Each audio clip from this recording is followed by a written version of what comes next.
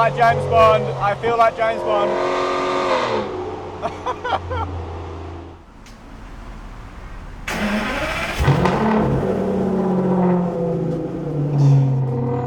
This isn't going to be a video, like it's not a review or anything like that. Like I don't really have the want or the desire to even sort of review cars. I think if you're buying a car that you want to buy or you're thinking about wanting to buy it, you should be the one to decide to go get the car, not anyone else, not a car journalist or someone else to tell you. Because at the end of the day, if you're buying the car because you want the car, it's probably a good reason to buy it, not because someone else has told you it's the best car or whatever it is.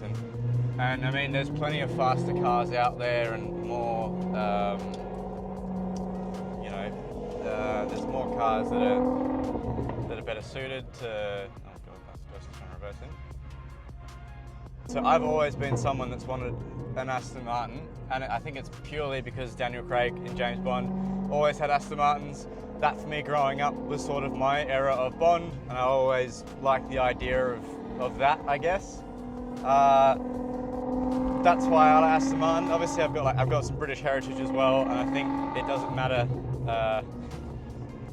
how bad the product is, you'll always like Range Rover, Jaguar and Aston Martin if you're English. I don't know, it's just something you sort of get. But this is, of course, the V12, so obviously of course we do, but we need fuel because this is a V12 and it is quite horrendous on fuel. Will be just a couple of seconds. Alright, I will be back in 5 minutes. 1 second.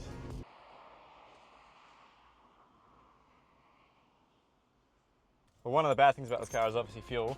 It's expensive and it doesn't last long. You probably get like 400 kilometers to a tank and it's about $110, $120 to fill up. And that's with fuel prices at the moment being like $1.73, which is actually really, really cheap. But this is the main reason that I like this car, or one of the main reasons. Oh, sick. I love this car. So, you might be wondering why, like, I don't know, I'm in my getting on towards my late 20s, I'm 28 at the end of this year, but why someone like myself would want to buy one of these cars. And there's definitely faster cars out there, but if you're really just purely buying a car for going 0 to 60 as fast as possible, you'd probably just end up buying a Tesla, and you haven't. So, oh, I can't even go that way, fuck. This way instead, why not?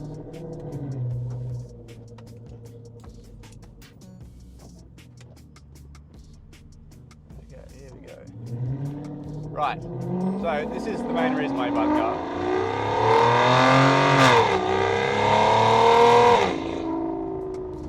That is a ridiculously good sounding car. So this car has had a few modifications done to it prior to me buying the car. So it has an X-pipe, it has a catback exhaust.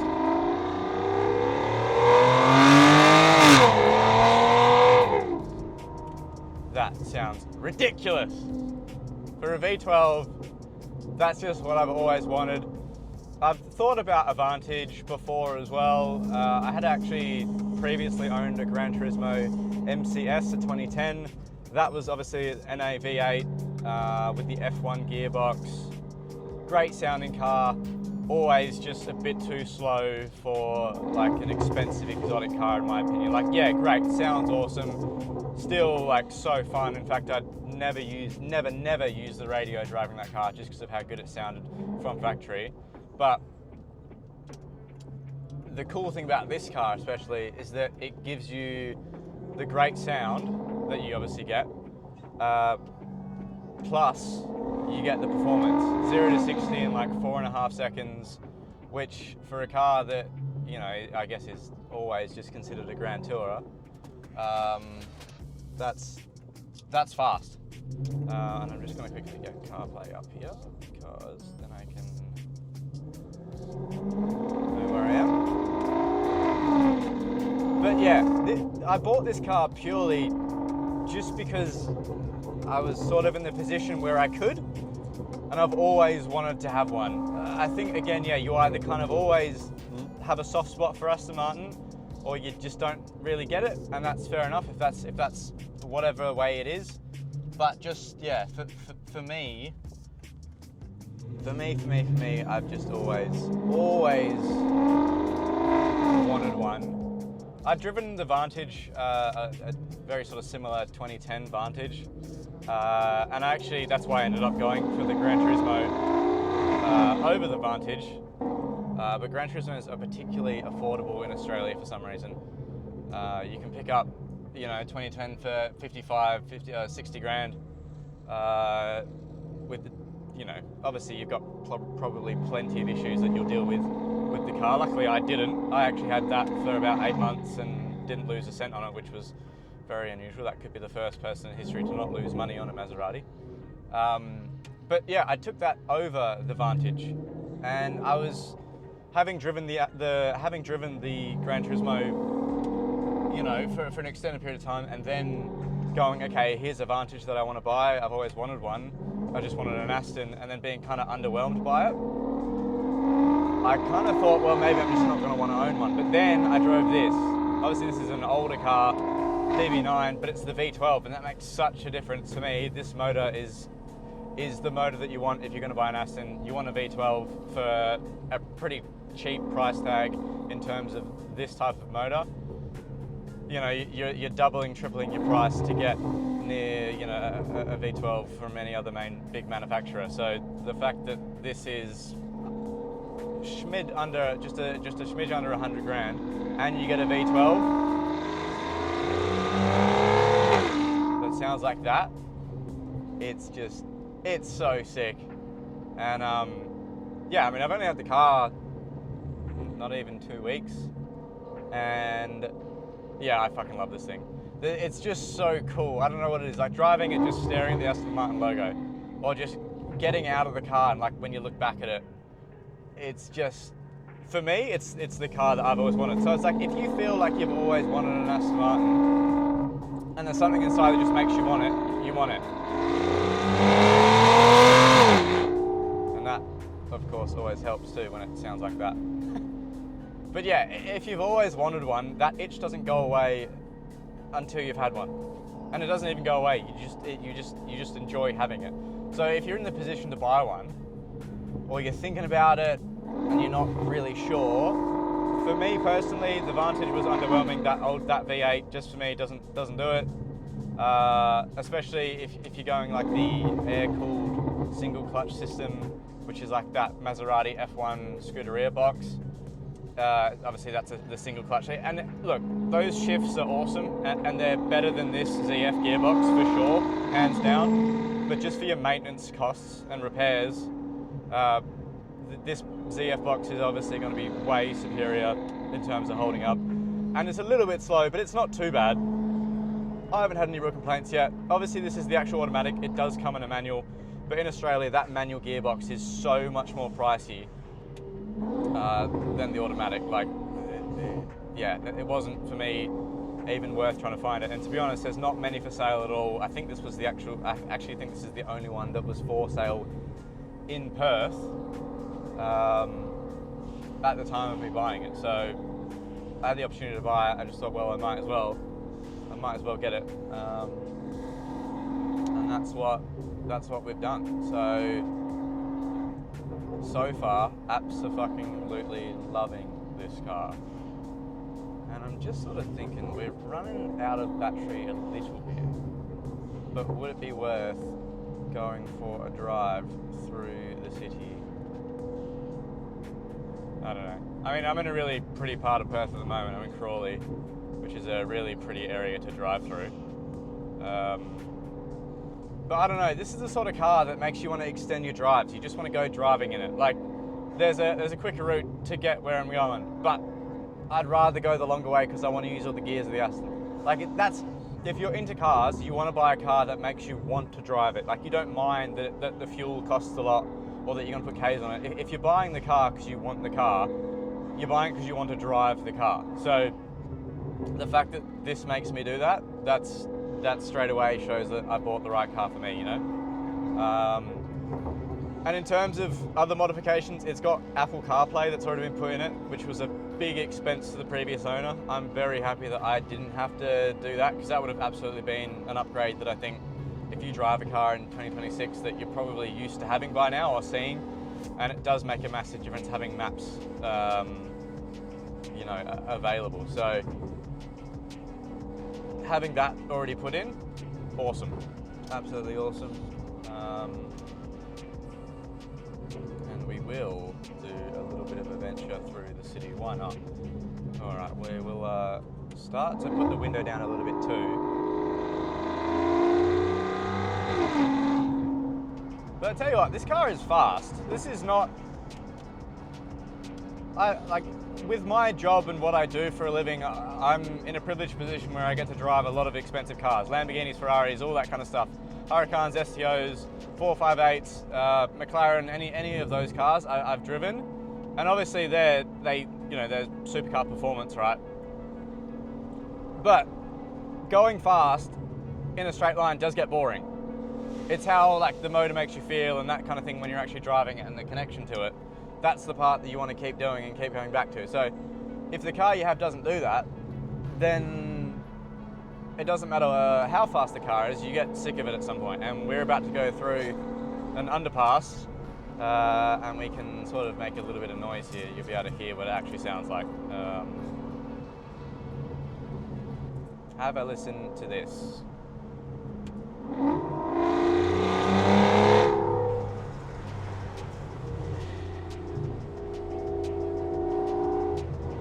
For any of you guys that know Perth as well, I don't know where you're watching this from, but Perth as a city is always pretty dead, to be honest. There's not too much that sort of happens, and on the weekends it's never busy either. And it's another example of it, not being busy. And there's a nice Type R actually up here.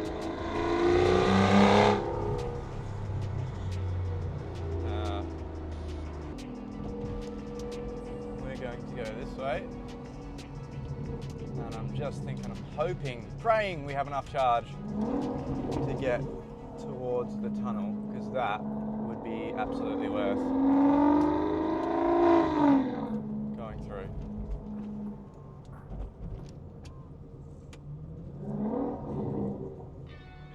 And you can kind of see a little bit of what Perth kind of looks like.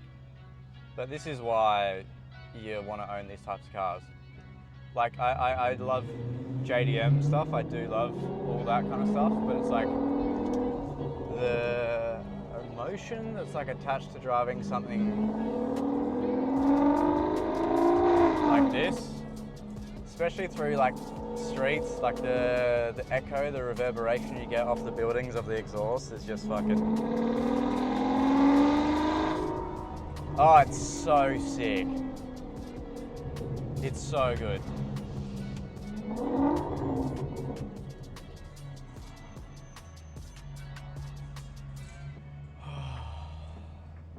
It's just so cool.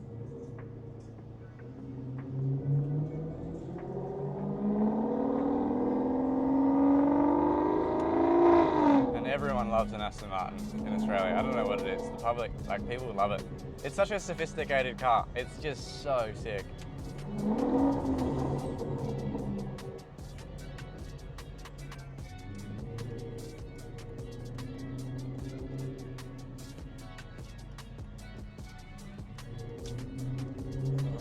Let's go through.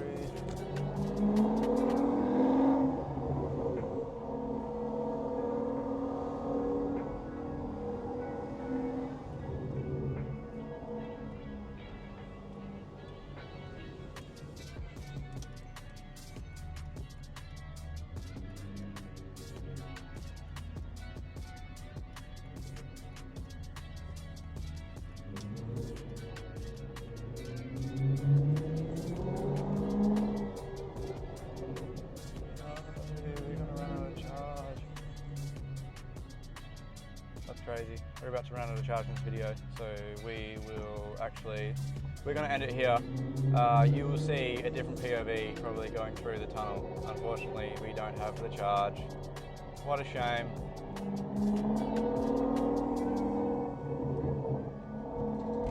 Oh well. Oh, that fucking sucks. Why have we ruined every video?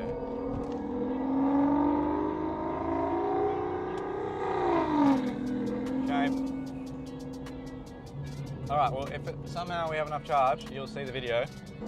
But let's just pray for the greater good that it stays on for this tunnel. We're about to go through it. Perth has one tunnel, really. That's all we've got for sounds of cars. And this is it. The last time I went through this one was the last drive that I had in my Maserati Gran Turismo. Ended up getting a speeding fine. There must be a camera right on the exit or something. But that thing sounded wild through the tunnel. This thing should sound even better.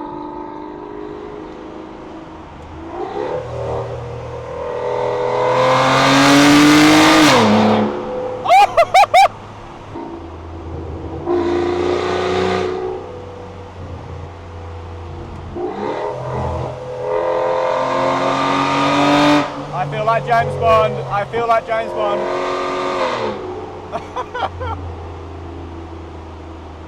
What the fuck?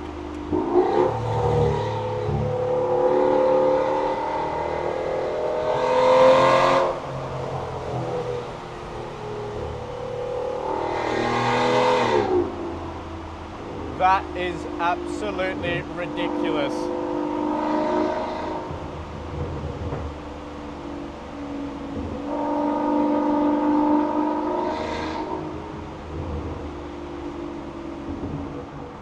Wow. All right, love you to leave ya. Bye.